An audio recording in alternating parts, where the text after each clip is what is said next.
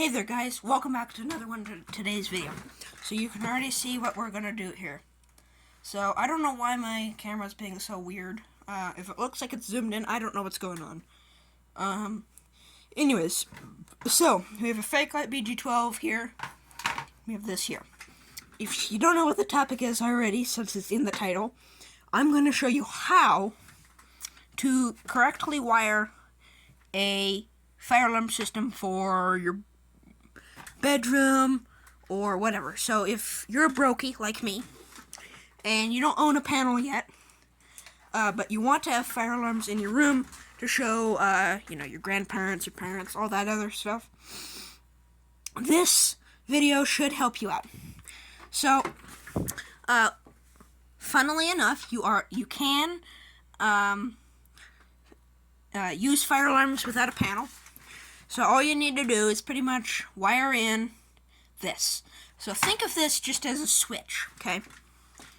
Pretty much all the switch does is, there we go, my chair is more comfortable.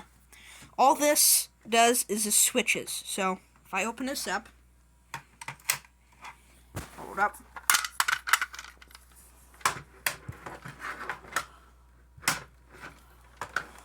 Okay, here we go. So, this is all it is.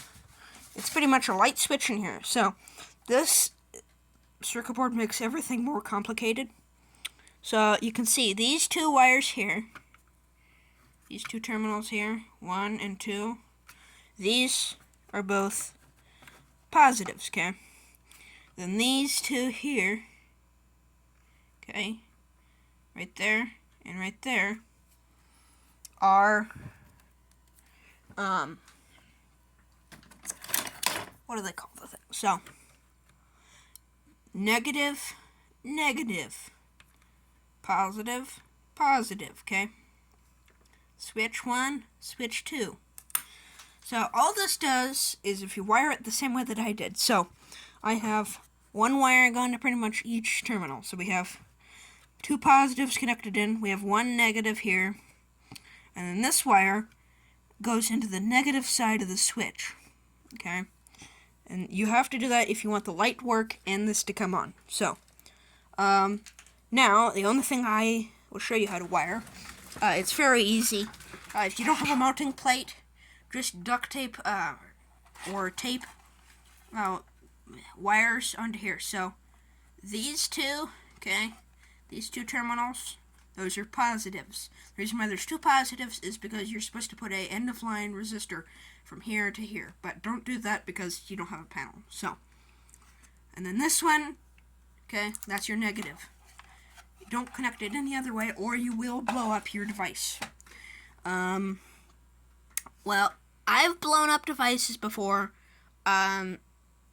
Just don't make the mistake it is. I don't even want to think about blowing up my device anymore, so anyways, now this would be your power.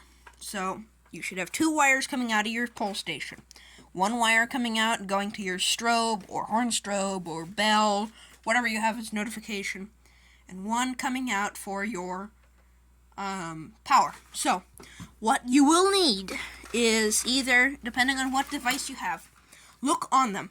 Do they say 12 volts? Do they say 24, 36, 48? Those different voltages, just as long as you're not dumb. Remember, you're messing with electricity here. The 24 volts, yes, it will zap you, but it's not fatal. What is fatal is 120 volts. Yes, it's not high voltage legally. It's not high voltage till 1,000 volts. So 480 would be considered extra high or extra low voltage. 120 would be considered low voltage, and 24 volts would be considered extra or extreme low voltage. So that still doesn't mean that this shit can kill you. If you touch these two together, it will zap the hell out of you. So don't be dumb. Don't be playing around with this thing. Also, do not be playing around with your fire alarms, because you will end up probably breaking them at some point, as I did right here. This pole station, this little flap here, excuse me, yeah, this little thing right here, That's supposed to have a spring on it, and it's not supposed to be able to do that. Anyways, so first off, you will need wire nuts or something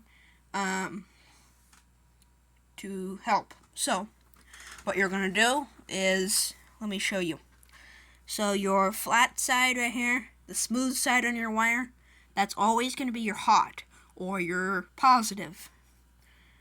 The one that's ribbed, that will always be your negative or neutral. So, when you wire these up together, you do the same thing on here. All lamp cord has to have this, so this would be hot right here, and this would be neutral. So, let me connect these. Normally you would use wire nuts. Not right now though.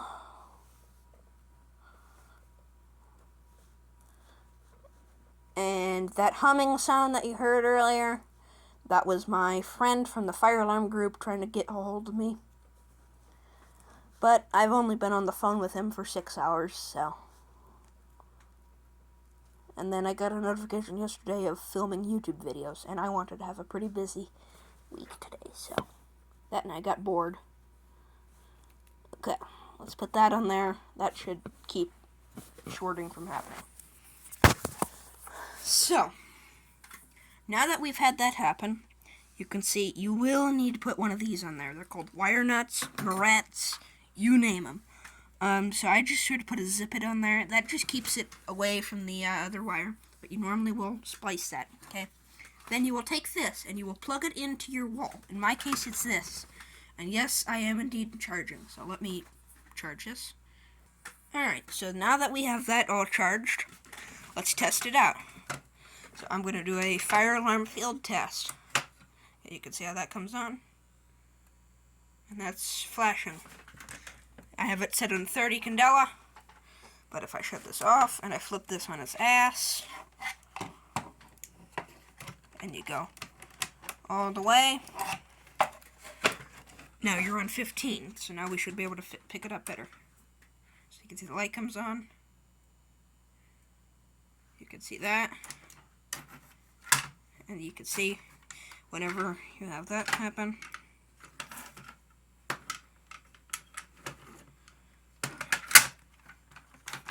Okay, so now you can pull it down like normally.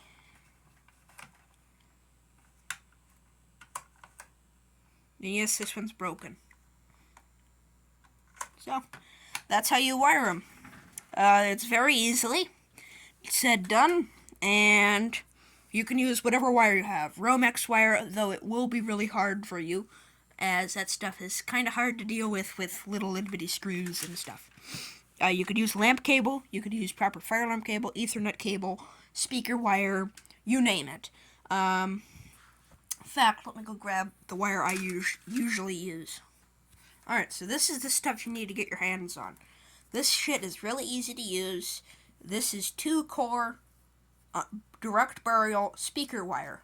I don't know if they still sell it. I got this in a 500-foot roll like 7 years ago, and I just went out. So, this thing lasted me 5 or 6 years until yesterday, and this shit works.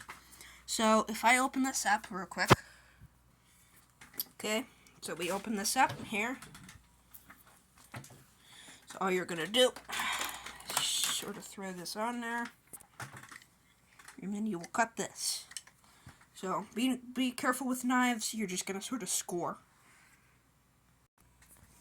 Alright, so then it should look something like this. Okay, try not to score it too deep, as you will cut into your insulator. First off, you're gonna need to get rid of this hairy bit with your knife or whatever you're cutting it with. Okay, and then this shit is really easy to use. So always remember this. Black on 12 volts is always going to be your negative or ground. White or red is always going to be your hot or your positive, okay?